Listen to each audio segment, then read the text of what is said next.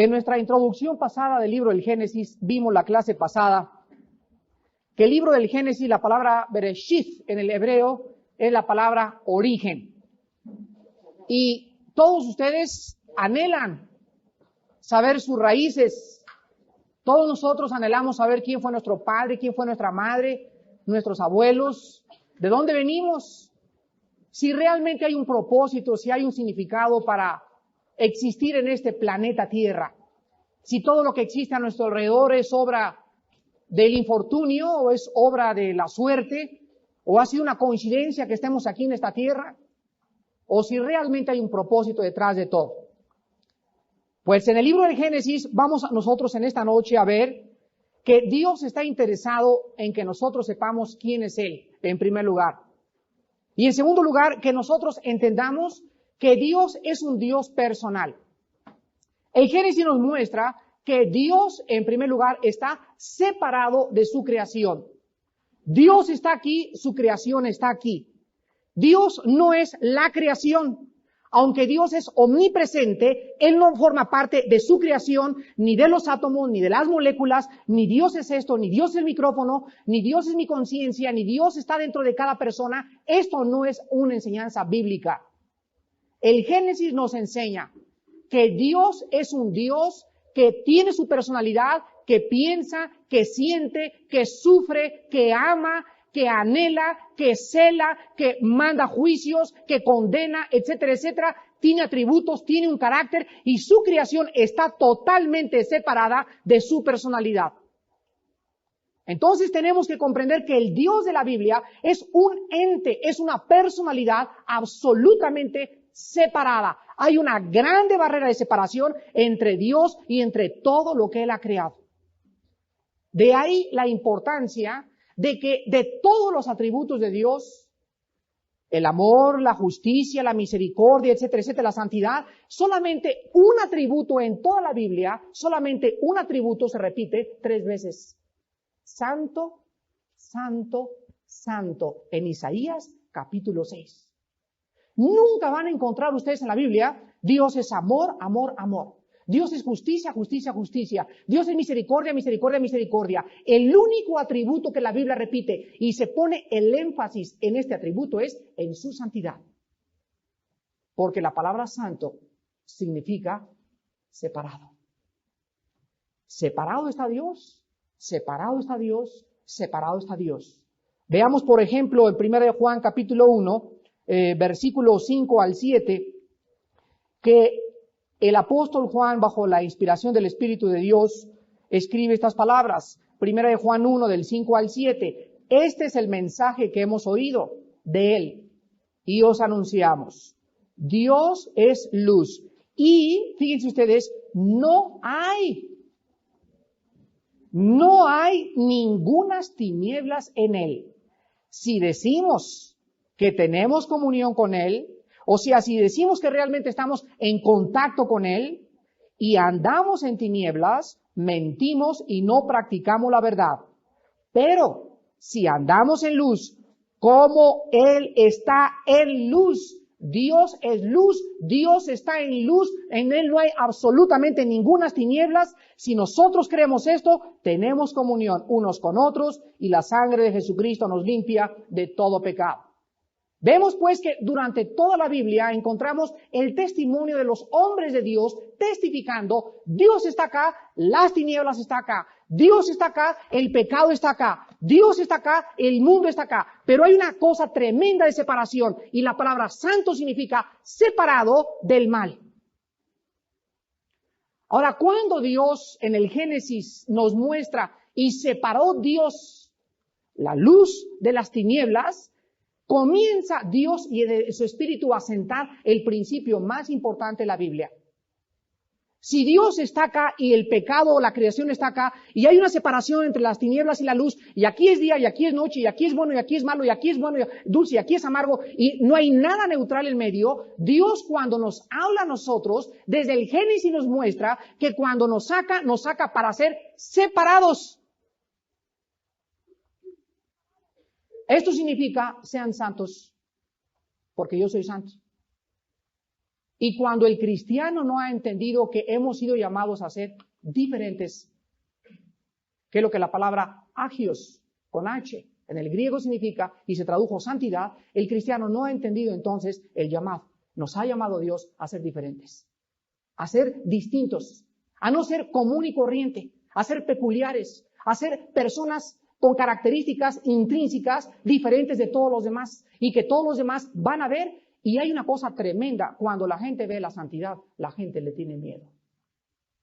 La santidad crea terror en el ser humano. Cuando Cristo se subió a la barca, Pedro se echó al agua y le dijo, Señor, no te acerques, que soy pecador. No sé cuántos de ustedes han tratado de vivir esta vida, pero en 2 Corintios capítulo 6 encontramos en segundo lugar el mismo testimonio del apóstol Pablo. Y si no entendemos esto, que Dios desde el principio del Génesis separa la luz y las tinieblas y lo que significa la separación y que Él nos ha llamado a ser diferentes, nunca comprenderemos el llamado que Dios nos hace a ser santos. En 2 Corintios capítulo 6, versículo 14 y 15, la Biblia dice, no os unáis en yugo desigual con los incrédulos. Ahora vienen las razones espirituales, porque primera razón. En primer lugar, ¿qué compañerismo hay entre la justicia con la injusticia?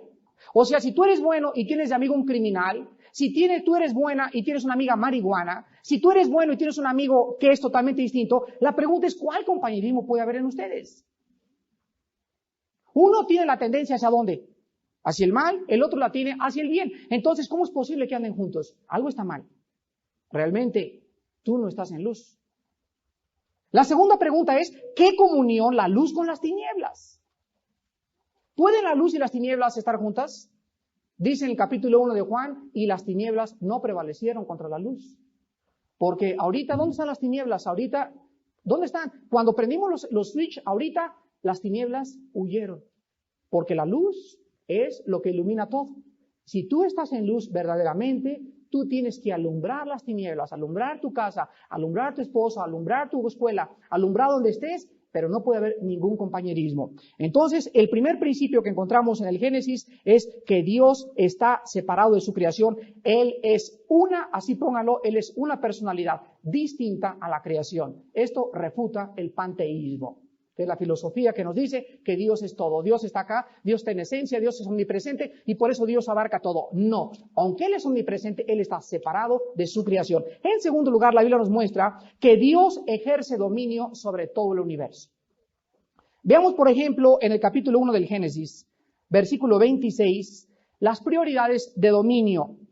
Dice el versículo 26, entonces dijo Dios, hagamos al hombre a nuestra imagen, conforme a nuestra semejanza. Y señoreé. La palabra señorear en el hebreo significa gobernar, ejercer dominio. Y que ejerza dominio o que gobierne en los peces del mar, en las aves de los cielos, en las bestias y en toda la tierra y en todo animal que se arrastra sobre la tierra. Y creó Dios al hombre a su imagen, a imagen de Dios lo creó, varón y hembra lo creó. Salmo capítulo 8, versículos del 3 al 9. Cuando veo tus cielos, obra de tus dedos, la luna y las estrellas que tú formaste, digo, ¿qué es el hombre para que tengas de él memoria? Y el hijo del hombre para que lo visites. Le has hecho poco menor que los ángeles. Lo coronaste de gloria y de honra. Le hiciste, otra vez la misma palabra hebrea, gobernar, le hiciste ejercer dominio sobre las obras de tus manos. Todo lo puso debajo de nuestros pies. Ovejas, bueyes, todo ello. Y asimismo las bestias del campo, las aves de los cielos y los peces del mar, todo cuanto pasa por los senderos del mar. Oh Jehová, Señor nuestro, cuán grande es tu nombre en toda la tierra. Escuchen esto.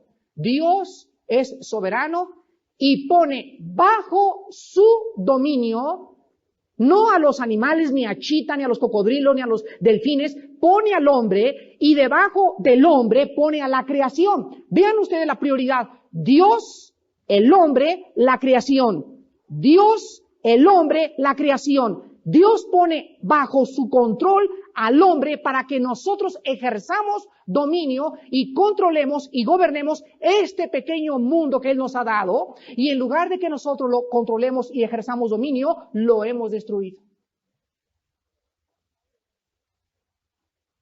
Hemos infectado los mares, hemos infectado la atmósfera, la estratosfera, el ozono, el agua del mar, la comida, y por si fuera poco, no podemos vivir juntos. El hombre ha fracasado absolutamente en el principio del Génesis de que nosotros éramos responsables de este planeta Tierra. En tercer lugar, el Génesis nos muestra que no solamente Dios está separado de su creación y ejerce dominio sobre todo, sino que Dios es infinito en su creación. ¿Han penetrado ustedes con el microscopio en las células nerviosas o en las ramificaciones de los nervios? Aquí hay muchos doctores. Me decía el otro día un neurólogo, fíjate Armando, que en el microscopio tú ves, por ejemplo, un hombre haciendo libros de anatomía, cómo están las venas y la aorta y las capilaridades, y ves cómo se van haciendo pequeñas, y hay un momento en que el microscopio no puede penetrar en estas mismas venas, ni en las arterias, ni en las ramificaciones nerviosas de lo más infinito pequeño que son. Hasta ahí llega el microscopio electrónico, pero sabemos que siguen extendiéndose. ¿Has penetrado tú en los copos de la nieve y has visto las maravillas del microscopio que existe? ¿Alguno de ustedes sabe cómo se forma un niño en la matriz de una mujer? Dice Eclesiastés, así como tú no sabes cómo se forman los huesos en el vientre de una madre, así también ignoro la obra de Dios, el cual hace muchas cosas. Es tan infinito Dios, es tan complejo el universo, es tan complejo nuestro organismo, mi sangre, mis células, mi pelo, mis nervios, el pasto, los miles de distintas formas de los granitos de arena en el mar, los millones de seres en el mar, los millones de insectos que exhiben. Es tan complejo el universo y tan infinito que nos habla que el que lo creó también es infinito. En cuarto lugar, encontramos nosotros que Dios tiene un propósito para todo lo que creó, y todo lo que Dios creó, lo creó para su gloria.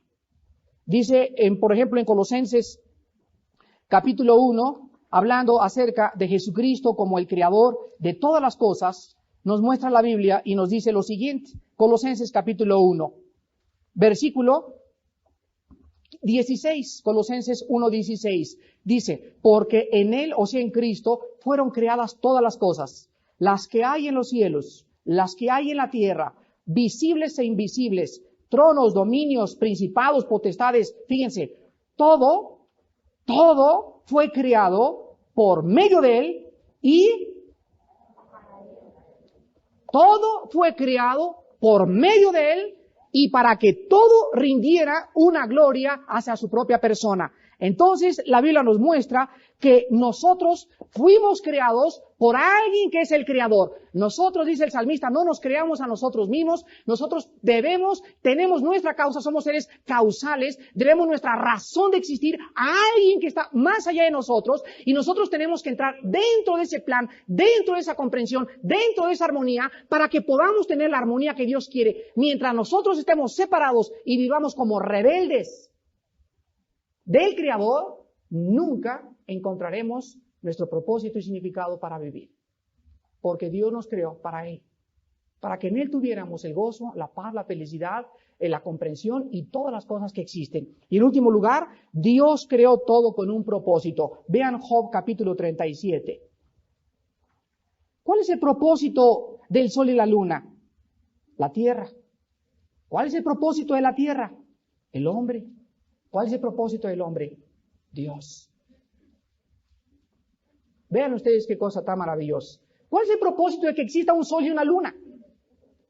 Bueno, pues el Génesis, vamos a verlo, que nos muestra que el sol y la luna tienen el propósito específico de haber sido creados con el propósito específico de alumbrar sobre un planeta en donde Dios el Creador se iba a concentrar, y donde todo el universo, absolutamente todo el universo, se iba a concentrar en este minúsculo planeta, que es la tercera o la cuarta parte de los 9 planetas que nos rodean, y en este minúsculo planeta se llevaría a cabo el propósito más grande de todo el universo, la cruz del Calvario.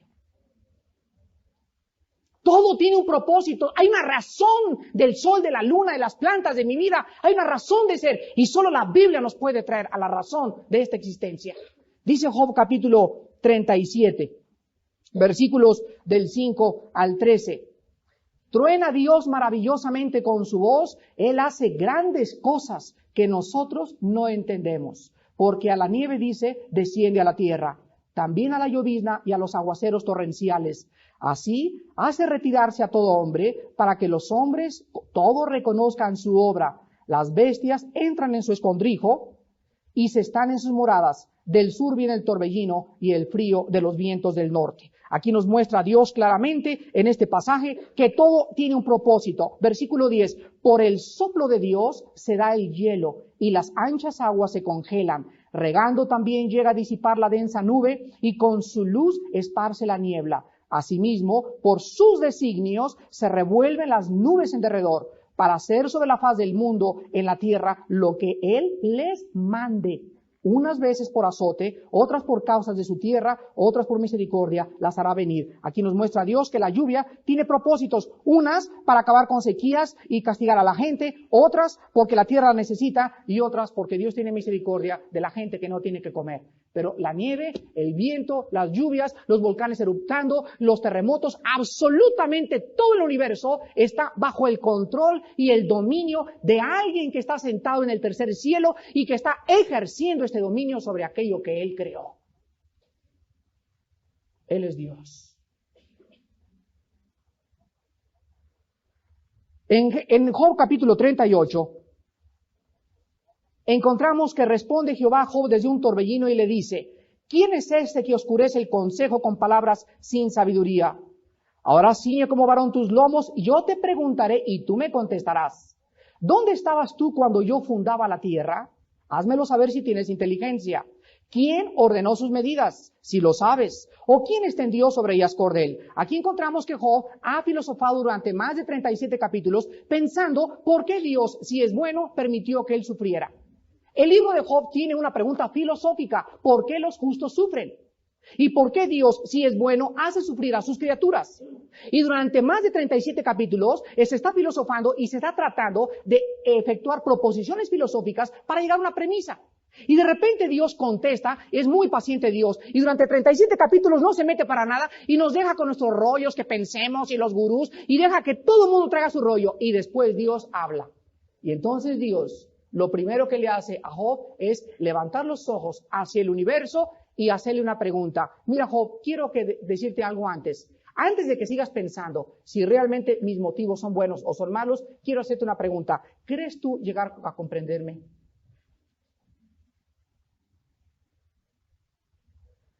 Si no sabes y no supiste que la Tierra tiene una inclinación perfecta, 23 grados y medio, el tamaño de la Tierra es perfecta, la distancia entre la Tierra y el Sol es perfecta, si no te das cuenta en la perfección el diseño que tiene todo el universo y ves lo preciso, lo matemático y lo cronométricamente calculado que existe en todo, entonces déjame decirte algo, si mi creación y mis cielos que cuentan la gloria mía no te infunden temor en tu corazón, aunque yo te explicara por qué hago lo que hago, no lo entenderías.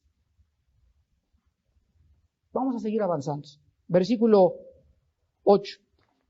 Sigue Dios preguntándole a Job, ¿quién encerró con puertas el mar cuando se derramaba saliendo de su seno? O sea, ¿por qué el mar no inunda los puertos? ¿Se han preguntado ustedes eso?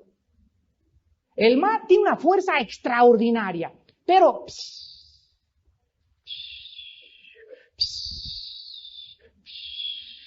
y nosotros vamos a la orillita y nos revoloteamos. ¿Quién está controlando su fuerza? Lo pregunta Dios. ¿Chita? Versículo 10, y establecí sobre él mi decreto, le puse puertas y cerrojo, y dije, hasta aquí llegarás, y no pasarás adelante, y ahí parará el orgullo de tus olas. ¿Has mandado tú a la mañana en tus días, has mostrado al alba su lugar, para que ocupe los fines de la tierra y para que sean sacudidos de ella los impíos? Ella muda, luego de aspecto como barro bajo del sello, y viene a estar como son vestidura. Mas la luz de los impíos es quitada de ellos, y el brazo enaltecido es quebrantado. ¿Has entrado tú hasta las fuentes del mar, y has andado escudriñando el abismo? ¿Te han sido descubiertas las puertas de la muerte, y has visto las puertas de la sombra de la muerte? ¿Has considerado tú hasta la anchura de la tierra? Declara si sabes todo esto, filósofo. Para acabar pronto, ¿qué es la muerte?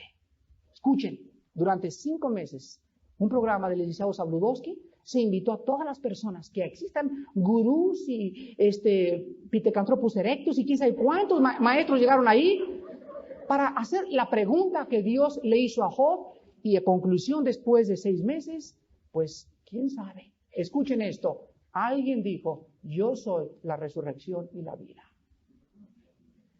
Si él no hubiera vencido la muerte, nosotros seguiríamos pensando, ¿habrá vida después de esta vida? ¿Qué hay después de cruzar el túnel? Pero Dios nos muestra que en el elemento más esencial, que es el final de nuestra vida, fíjense, todos nosotros estamos condenados a muerte. Todos en este salón estamos condenados a muerte. Uno sabe que se van a morir porque tienen cáncer, pero el que no tiene cáncer aún lo sabe. Si no es con cáncer o no, a lo mejor mañana muere en un accidente, pero sobre nosotros pende condena de muerte. Y sin embargo, tu vida la vives como si fuera todo lo que fueras a vivir en este mundo. Dios nos muestra que es infinito en su creación y que el hombre jamás, si Dios no nos lo revelara, podría comprenderlo. Vamos ahora al versículo número 1 y vamos a comenzar a estudiar el Génesis.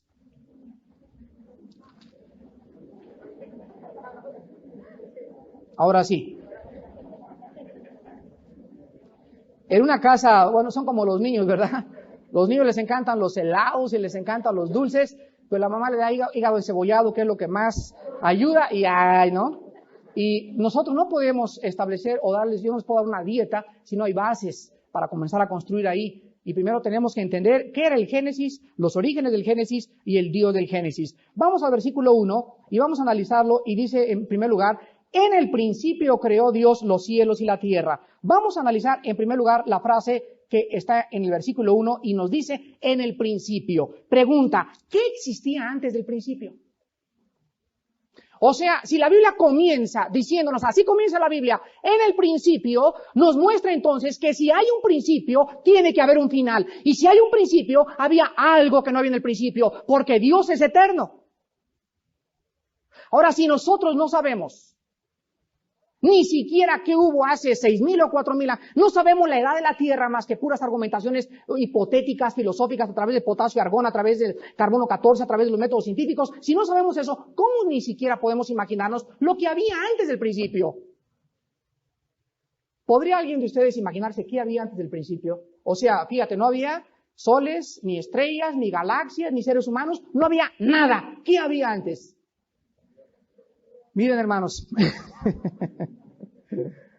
miren, hermanos, es maravilloso esto, porque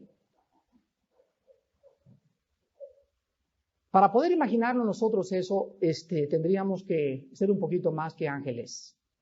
O sea, en nuestro entendimiento, no habría un Julio Verne del siglo XX que pudiera ni siquiera imaginarse qué había antes del principio. ¿Qué había? Una nave, no había naves, ¿qué había? Pues no había nada. Entonces, ¿qué había? Pues había algo. Y la Biblia nos dice que había algo. Y vamos a ver en esta noche que podemos nosotros, a través de la Biblia, encontrar esto. Porque no podemos imaginárnoslos por nuestra finitud. ¿Podría lo finito entender lo infinito? ¿Podría una hormiga pararse enfrente de una computadora y decirle, oye, Samuelita, ¿qué es eso? Pues está grandote. No hay. Y se podría penetrar en eso. No hay. Y llegará un momento que ¡pum! Se pondrían sus fusibles. ¿Por qué? Porque la hormiguita está diseñada para no abarcar ni siquiera llegar a concebir el mundo que lo rodea. Traemos al perro Rintintín, el más inteligente, y ponemos enfrente a Rintintín, y Rintintín sabe escoger los colores, y Rintintín sabe hacer miles de cosas, pero en Rintintín no existe la capacidad que le puso Dios al hombre para tratar de penetrar en aquello que no entiende. Ni Chita lo hace. Solo el hombre es el ser que ha sido puesto en este universo y que busca a través de la metafísica, de la filosofía y de la religión, ¿quién soy? ¿Qué es este universo? Decía Sigmund Freud, como el hombre no entiende lo que le rodea, se inclina por el temor de lo desconocido y hace los dioses. Sí, Sigmund Freud, pero déjame decirte algo, Simoncito, ¿quién puso en el hombre ese temor de buscar algo fuera de él? Salomón en Eclesiastés lo dice en el capítulo 7. Pusiste la eternidad en el corazón de los hombres. Entonces, en nosotros existe ese deseo de tratar de penetrar. ¿Qué hay? Ahora hay jóvenes que están desesperados. ¿Qué hay? ¿Qué hay? Pasan un carrujo, se meten 3 de marihuana y comienzan en el viaje. A ver, quiero ver ahorita a Madonna, lo quiero ver por ahí volando en algo. O alguien en el alcohol, o se meten a meditar en la meditación trascendental y se inclinan ante su propio ego. En mi conciencia está. Pero el hombre trae los hippies, los madonos, los Beatles, los Elvis Presley, los rock and rolleros, los drogadictos, todos traemos la búsqueda de la verdad. Todos. Pues vamos a ver qué dice la Biblia. Porque yo comprendí esto hace 11 años. Soy finito. Conclusión lógica elemental. Soy finito. Conclusión, no puedo en mí mismo encontrar algo que va más allá. Primero explota mis 100 bulbos antes de meterle 500 watts.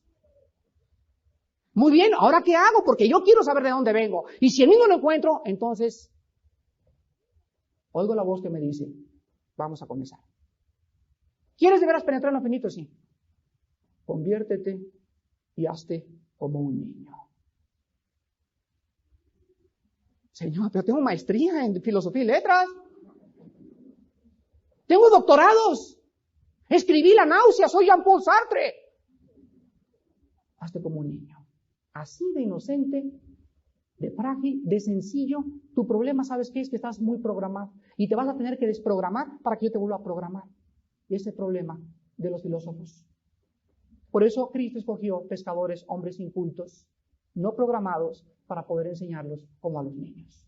Y dice en Santiago, reciban con mansedumbre la palabra implantada en vuestros corazones. Porque el enemigo más grande del cristiano para aprender es el orgullo de ¿por qué? ¿Y por qué? ¿Y por qué? ¿Y por qué? Primero, humíllate delante de Dios, reconoce que no sabes nada y entonces comenzarás a saber. Es el orgullo lo que te impide conocerlo. En Juan 17, el Señor Jesucristo nos revela en primer lugar qué existía antes de todo el universo, el sol, las estrellas, Andrómeda, etcétera, etcétera. Juan 17, versículo 5 y versículo 24, nos revela a Cristo algo profundísimo. En estos 2 versículos he tratado de meditar 2 días enteros, nada más en 2 versículos. Piensa y piensa y piensa y piensa y piensa en esto. Ahora pues, Padre, vamos a situarnos en el escenario histórico. Cristo se encuentra en la antesala de la muerte. La cruz está enfrente de él. Y en ese momento, Cristo en la oración sacerdotal de Juan 17 está preparándose psicológica, emocional y espiritualmente para ir a la cruz y no echarse para atrás. En ese momento comienza a orar y a pedir a Dios. Y Cristo, antes de morir, antes de enfrentar la tortura de los clavos y la tortura de la lanza y la sed y la angustia y su separación, Cristo le dice, Padre, glorifícame tú al lado tuyo. Escuchen, con aquella gloria que tuve contigo antes que el mundo fuese. Muy bien, número 1, antes de que todo existiera, existía la gloria de Dios. ¿Qué es la gloria de Dios? ¿Qué significa glorifícame? ¿Qué significa glorifiquen vuestras obras? ¿Qué significa busquen la gloria de Dios? Oímos esa palabra en la palabra doxa en el griego. De ahí viene la palabra doxología, o los cantos o las interpretaciones a la gloria de Dios. Pero hablamos de la gloria y la gloria. ¿Y qué es la gloria de Dios? ¿Qué es la gloria de Dios? Pues la gloria de Dios es todo aquello que representa sus atributos espirituales.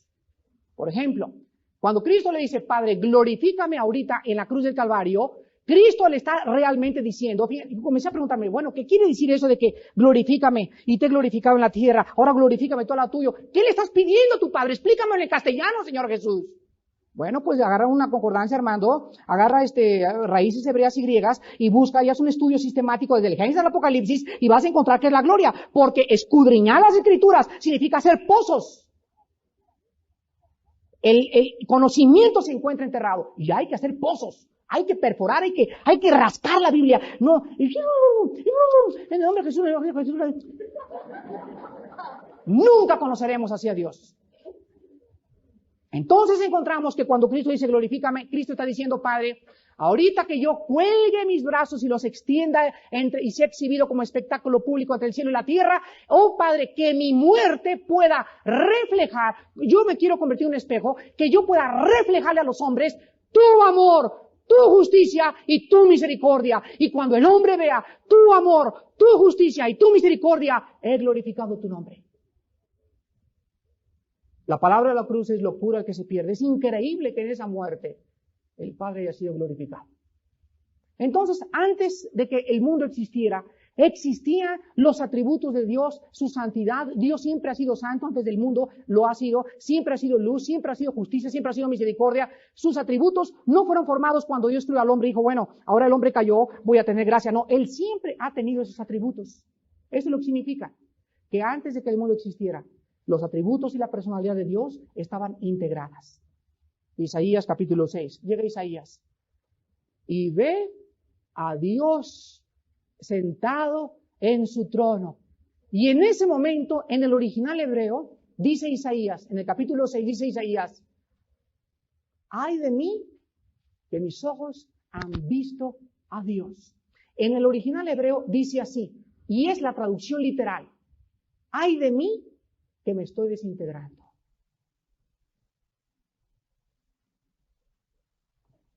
Una criatura imperfecta delante de aquel que es íntegro en toda su composición, tanto molecular como espiritual, como le quieras llamar, se desintegra. Por eso dice Dios, el hombre no me puede ver porque se desintegra. El hombre no me puede ver porque el hombre necesita una perfección de espíritu, de cuerpo y de todo. Por eso nos va a entregar un cuerpo nuevo para que en este cuerpo integrado y no sujeto a la desintegración podamos verle. Pero mientras estamos en este cuerpo, nadie ha visto más que el reflejo de la gloria de Dios. Y en ese momento el ángel, el querubín, vuela y agarra un carbón y no se lo pone en la parte más callosa, en los pies de Isaías, ni tampoco en las manos se la pone el carbón, ni en las orejas, se lo pone en la parte más sensible con la cual besamos, en la boca. Y le quema la boca a Isaías y le dice, ahora sí puedes tener relación con él. Nosotros encontramos en esto que antes de venir a Dios estábamos desintegrando nuestra propia personalidad, nos estábamos destruyendo. Es lo que una persona sin Cristo hace, es un autodestructivo. Por eso fumas, por eso tomas, por eso es lo que haces, pues estamos matándonos.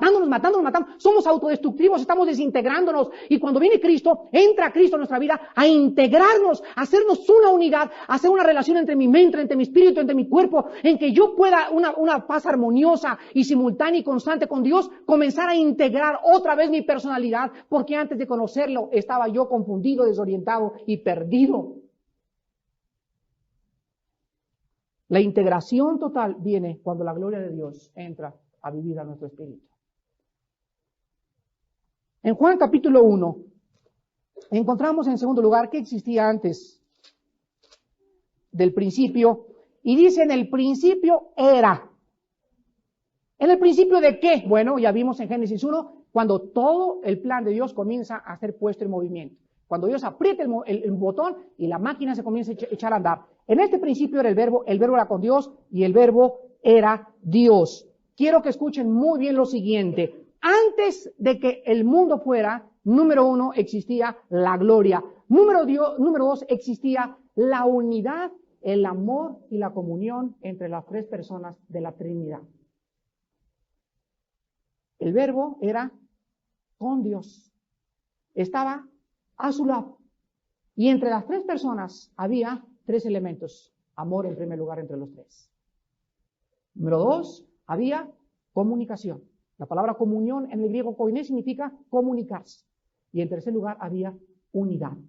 Y son los tres elementos que por ser eternos tienen que prevalecer en nuestra iglesia.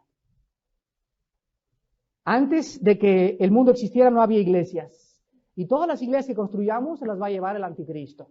O el gobierno las va a confiscar. No había púlpitos bonitos ni nada. Lo único que existía antes de la eternidad era el amor. El amor es el vínculo perfecto. Si yo hablara lenguas y tuviera toda la teología y todo el conocimiento del mundo, y etcétera, y no tengo amor, nada soy. Entonces, ¿por qué esa insistencia en las criaturas finitas de aquello que es esencial? Porque el amor siempre ha sido, es y será eterno. ¿Qué es el amor? El amor es la actitud incondicional de perdonarle a mi semejante sus ofensas. El amor no tiene que ver con los sentimientos, porque los sentimientos cambian. Hay veces que yo siento amar a mi esposa, hay veces que no la siento amar. ¿Qué voy a hacer cuando no la siento amar y irme con otra? ¿Pegarle? No, pero si el amor es constante y el amor viene del espíritu, de una fuerza externa mucho más grande que mis sentimientos, yo encuentro que el amor es una responsabilidad. Yo debo amar a mi esposa. No si lo siento o no lo siento, sino porque es mi responsabilidad delante de Dios. En el momento que yo rompo la relación con mi primera persona con la cual yo tengo que amar, que es ella, en ese momento me convierto en un merolico, me convierto en un apóstata, me convierto en un falso maestro, y el juicio de Dios está así, el hacha colgando en un hilito para ¡pum! Caer sobre mi vida y truncar todo mi ministerio, truncar toda mi vida y desintegrarme otra vez. Porque si no he entendido que lo más esencial en mi propia vida como cristiano es mi relación con mi esposa y mis hijos en amor, todo lo demás que haga es como címbalo que retiñe, sin ningún valor delante de Dios. Entonces Dios viene y me integra para que yo integre mi vida con ella conmigo y después a nuestros hijos. Y cuando esta integración comience a crecer, es que dice el apóstol Juan, hemos madurado y crecido en el amor. Porque el amor echa fuera el temor, de donde el que teme no ha sido perfeccionado en el amor, porque el temor es tormento del alma. ¿Tienes miedos?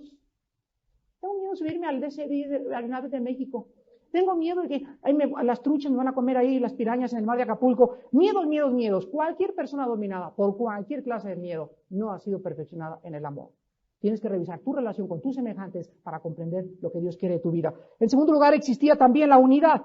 La unidad, dice en Eclesiastés, cordón de dos dobleces es más difícil de romperse, ¿correcto? Si yo agarro una liga, decíamos en el desayuno acerca de la pornografía, y me amarro este dedo, con una vuelta todavía le puedo hacer a los dedos, pero con 2 vueltas es más difícil de abrirlos. Y con 3 vueltas alrededor del hilo de mis dedos ya no los puedo abrir, porque mientras más vueltas, más fuerza, mientras más unidos, más fuerza tenemos. Y el diablo es especialista en dividirnos. Y una de las tragedias más grandes de la iglesia actualmente es la desunión entre nosotros como miembros del cuerpo de Cristo. Y en tercer lugar tenemos también que había la comunión. ¿Se acuerdan lo que acabamos de leer en 1 Juan capítulo 1? Que si tenemos comunión con Dios, ¿tenemos qué cosa? Comunión. ¿Qué es comunión? Comunicación. Si yo estoy en relación con Dios, veo a mis hermanos en VIPS, hola, ¿cómo estás, hermano? Y me siento con ellos y platico y cotorreo. Pero si hay pecado en mí, ni más ganas me va a sentarme a comer con ellos. Me siento mal como que, ay no, ya no soy de su onda. Estoy totalmente desintegrado. Porque para que yo me integre a mis hermanos, necesita ver las mismas características que hay en el Espíritu de Dios, y es la unidad. Donde hay división, dice Santiago 3, ahí hay celos y obra perversa. Muy bien, vamos a Génesis capítulo 1 y vamos a encontrar que no solamente antes del principio había estos elementos, sino que en el Génesis encontramos 3 veces. Después que analicemos la palabra Dios, Elohim, la semana que entra, vamos a ver lo que quiero decir. Pero vean Génesis 1:26, porque ahí hay una secta, ¿verdad?, que se llaman los testigos de Jehová. Y esta secta niega que haya una Trinidad. Ellos dicen, bueno, sí, Dios es el Hijo de Cristo, es el Hijo de Dios, pero no es Dios. Y como usan textos donde Cristo dice, mayor el Padre es que mí, y no saben que ahí está hablando humanamente el Señor, pues tuercen y pervierten la palabra por no conocer su estudio sistemático.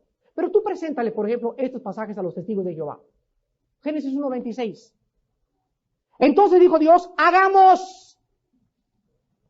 Pregunta, ¿en conjunto o en relación con quién?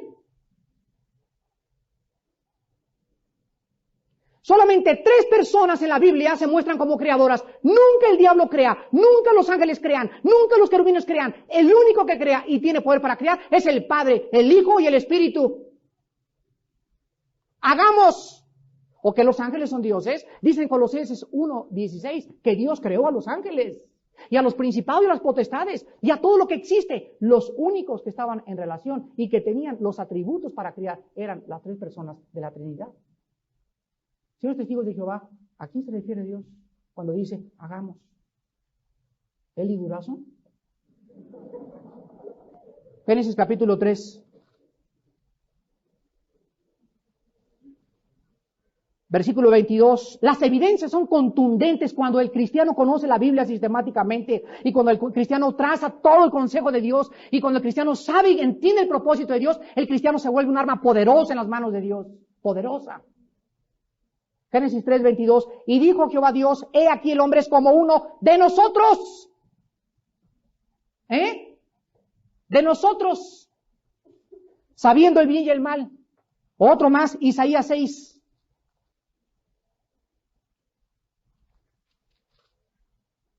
Versículo 8. Isaías 6:8. Después oí la voz del Señor que decía, ¿a quién enviaré y quién irá por nosotros? Nosotros.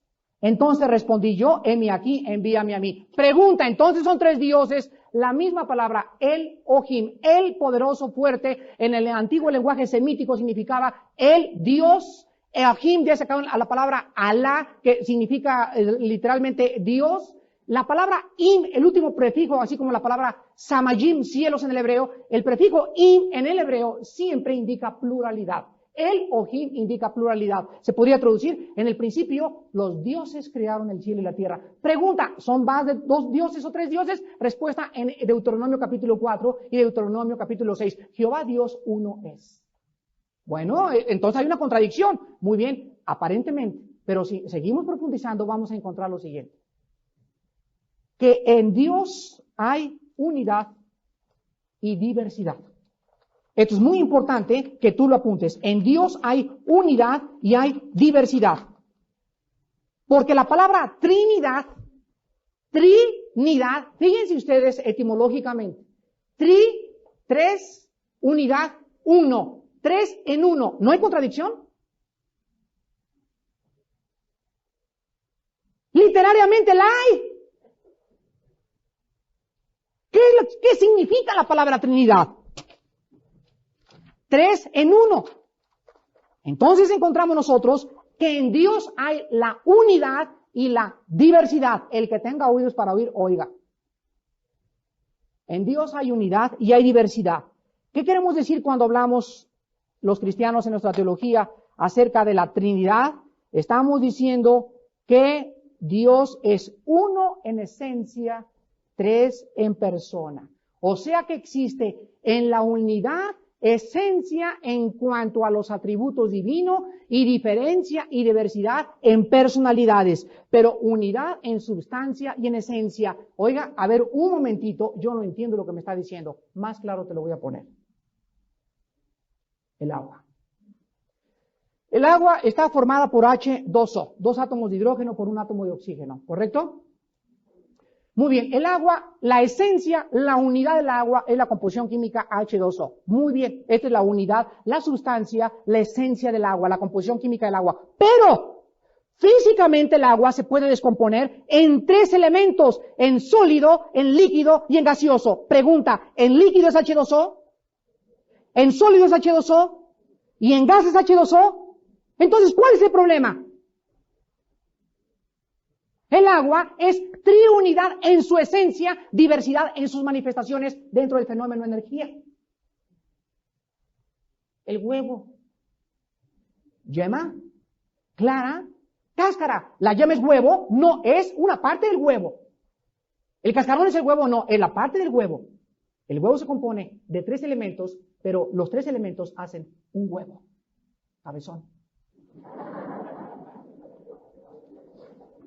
No quiero seguir penetrando, pero bueno, hay cosas tan absurdas en el mundo de la teología cristiana porque la gente sale con argumentos, ¿verdad? Yo no puedo comprender la Trinidad, fíjense, no creo en la Trinidad porque no la entiendo, o no creo en esto porque no lo entiendo. Sin embargo, a esa persona tú le haces la misma pregunta y le dices, tú podrías subirte en un DC-10 e irte a Acapulco, claro. ¿Tú sabes cómo se mueven las hélices? No. ¿Tú sabes cómo le hace para vencer la gravedad? Pues yo sé que hay una cosa que comienza a hacer así y se eleva. Pero por fe se sube y se va a Acapulco. Pues tú tienes una televisión en tu casa así y ¿tú sabes cómo viaja Desde Estados Unidos ahora el Super Bowl este domingo va a estar padre a las 3 de la tarde. Cómo viaja el Super Bowl y los Gigantes contra los Broncos de Denver van a venir y por un cablecito viene la cara del quarterback y los pases y se meten en mi caja y los estoy viendo como si estuviera a millones de distancia. Yo no lo entiendo, pero lo acepto porque lo estoy viendo. Pues también Dios me lo dice, Armando, somos 3 personas, somos un Dios, somos una unidad. Somos una esencia, pero me manifiesto en el universo que yo creé en 3 formas. Yo planeo, mi Hijo lleva a cabo y el Espíritu Santo lo completa. Los 3 tenemos un programa, pero el Espíritu no es mayor que el Padre no es mayor que el Espíritu, el Hijo no es mayor que el Espíritu, los 3 son iguales en creatividad, en omnisciencia, en omnipotencia y en omnipresencia. El diablo no es omnipresente, el diablo no es omnisciente, el diablo no es omnipotente, pero el Padre, el Hijo y el Espíritu lo son. Y al juntar las 3 atributos de la Trinidad en toda la Biblia, concluimos, las 3 personas son Dios, en el cielo, en la tierra y debajo de la tierra. Ahora vamos a 1 de Pedro capítulo 1 y encontramos en tercer lugar qué existía antes de la creación. Existía la gloria y la Trinidad, con sus atributos respectivos cada uno. En 1 de Pedro capítulo 1, versículos del 17 al 20, encontramos algo absolutamente maravilloso. 1 de Pedro capítulo 1, del 17 al 20, y nos vamos a encontrar con la tercera cosa que existía antes del principio. Fíjense que si no entendemos lo que había antes, no vamos a comprender lo que había antes de que yo naciera. No saben qué bendición ha sido para mi vida, se los comparto con todo mi corazón, haber estudiado lo que existía antes del principio. Me ha dado una paz como ustedes no se imaginan. Siento más paz en mi corazón, más... Hoy en la mañana simplemente me levanté y venía en la carretera a Cuernavaca y veía todo lo que existía y, bueno, ahorita les cuento. Y si, 1 Pedro 1, del 17 al 20, quiero compartirle lo que Dios produjo en mi vida. Y si invocáis por Padre, aquel que sin acepción de personas juzga según la obra de cada uno, conducíos en temor todo el tiempo de vuestra peregrinación, sabiendo la cual recibisteis de vuestros padres, no con cosas corruptibles como oro o plata, sino como la sangre preciosa de Cristo, como de un cordero sin mancha y sin contaminación, ya destinado, ¿desde cuándo? Ya destinado. ¿Qué me estás diciendo, Padre? Te estoy diciendo que antes de que existiera Andrómeda y el Sol y las galaxias y la Vía Láctea y los papas y Lutero y tú y todo, antes de que hubiera todo, antes de que los judíos, antes de que la Virgen María naciera, antes que todo existiera, en mi mente había un plan. Un plan. Antes de todo, había un plan en la mente de Dios. Y en ese plan de Dios estaba la cruz, antes de que Adán cayera. En esa mente de Dios estaba yo. Yo, Armando, yo. Y ese plan por proceder del ser omnipotente, universal y todopoderoso, ese plan era perfecto, número 1. En segundo lugar, ese plan era infinitamente sabio, en ese plan no había ningún error. Y en tercer lugar, ese plan era absolutamente justo. Muy bien. Dios ya lo piensa, ya tiene ese plan y todo, vámonos que se lleva a cabo. Y comienza su plan a desarrollarse y cae el hombre dentro del escenario que es el planeta Tierra y comienza el hombre a vivir en esta tierra y entonces el hombre, por estar en esta tierra y no comprender el plan de Dios, el hombre comienza a criticar a aquel que no conoce. Como el hombre no conoce el plan de Dios, el hombre comienza a juzgar al Creador. Y como el hombre no entiende el origen del mal, ni por qué si Dios es esto y se contradice aparentemente en su mente, el hombre llega a la irracionalidad más grande de negar que existe un Creador. El hombre, como no entiende este plan, el hombre juzga todo de acuerdo a su finita capacidad y milimétrica y microscópica intelectualidad. Y en su intelecto no puede comprender por qué hay guerras, por qué hay pobreza, por qué hay el mal, y estos problemas intelectuales llevan al hombre a decir no hay Dios. Por eso la Biblia afirma, el necio dice en su corazón no hay Dios. ¿Es justo que porque tú no comprendas un plan de alguien que es infinito y tú eres finito, lo juzgues? Vean ustedes por qué la Biblia revela que el hombre y la raza es una raza de rebeldes. El problema del hombre es, no te entiendo, te condeno. A ver, ven para acá, sienten aquí a Dios. A ver, ese mi Flanagan, pásele con su rock y siéntense ahí a juzgar a Dios. A ver, Jean-Paul Sartre, a ver, Bertrand Russell, vámonos a sentar. Nosotros somos los filósofos, nosotros somos los intelectuales. A ver, Dios, explícanos. ¿Tú eres justo, verdad? Sí. Entonces, ¿por qué permitiste que niños nacieran con cabeza de sapo? ¿Tú eres justo, verdad? Entonces, ¿por qué hay esto y esto? Y comienzan ellos a acusar a Dios en su propia finitud y Dios se convierte en el acusado. Entonces ese Dios, como la lámpara de Aladino, ¿verdad?, comienza a levantarse y a sacudir todo y a mover las galaxias, y entonces comienza a decir pequeños, y dice Job, ahora te veo y me aborrezco, ahora enséñame y yo te oiré. Esa es la posición para comprender su plan. Hermanos y damas y caballeros que nos visitan, porque mis pensamientos no son vuestros pensamientos y mis caminos no son vuestros caminos. Como son más altos los cielos que la tierra, así son mis planes más altos que los tuyos. Nunca me entenderás si no te conviertes primero en un niño.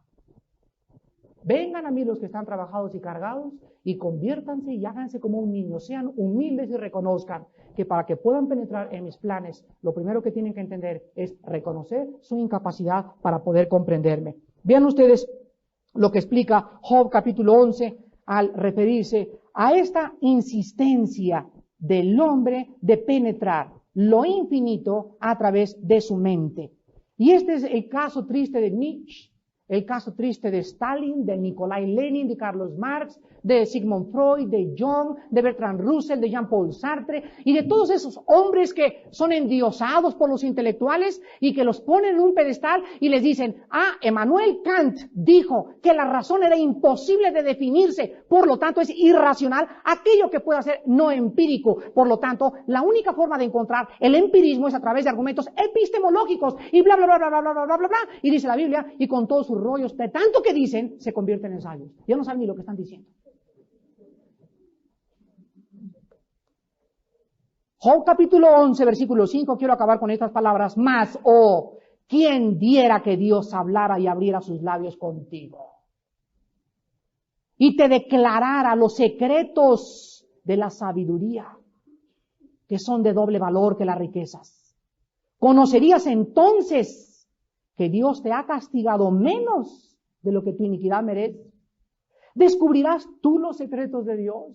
Contéstame. ¿Lo podrás hacer? La respuesta es nunca. ¿Por qué? Porque somos finitos. Número 2, ¿llegarás tú a la perfección del Todopoderoso? Imposible. Somos más que renacuajos. Es más alta que los cielos. ¿Qué harás? Es más profunda que el Seol. ¿Cómo la conocerás?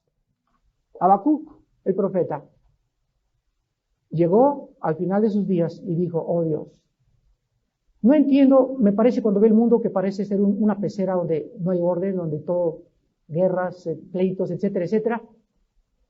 Y Señor, realmente no te comprendo. Entonces Habacuc se hinca en el capítulo 2, dice, Padre Santo, esto haré. Mientras me aclaras todo tu plan, quiero seguir confiando en ti. Padre, mientras me aclaras todo lo que está pasando, quiero tener paz. Y mientras me ensanchas mi mente y me haces como tú eres, y me das el cuerpo, semejante a la gloria del que tuvo tu Hijo Jesucristo, mientras todo ese tiempo pasa, oh Padre, viviré por fe. El justo vivirá por la fe, mas el impío se ensoberbecerá. 2 caminos en esta noche. ¿No entiendes a Dios? Te ensoberbeces. Te enojas y mira lo infeliz que eres. Mientras más te endurezcas contra Dios, más miserable, más infeliz, más desgraciado vas a ser. Pero si tú en esta mañana reconoces en humildad que tú necesitas a Cristo en primer lugar y el perdón de pecados, y le doblas tu rodilla y dices, Señor, ya no puedo seguir peleando contra ti. Sería imposible, sería un suicidio intelectual. Dios dice, ríos de agua viva saltarán entre tu ser. Porque el hombre natural no entiende las cosas que son del Espíritu, porque para él son locura, porque no las puede asimilar. Mas el espiritual entiende todas las cosas. Y el espiritual, mirando en este libro, es transformado de gloria en gloria por el Espíritu, y el espiritual camina, y el espiritual, dice Daniel 12, los entendidos comprenderán todas las cosas. El espiritual sabe que la tierra y el plan de Dios y está acercándose a la consumación en el Apocalipsis, y el cristiano está esperando las mansiones celestiales y el enclarecimiento de su mente, pero mientras todas estas cosas, sin fe será imposible agradar a Dios. Y si alguien quiere seguir caminando con Dios, debe seguir confiando en aquel que lo hizo, los cielos y la tierra, y envió a Cristo a morir por nosotros en esa cruz. Oremos.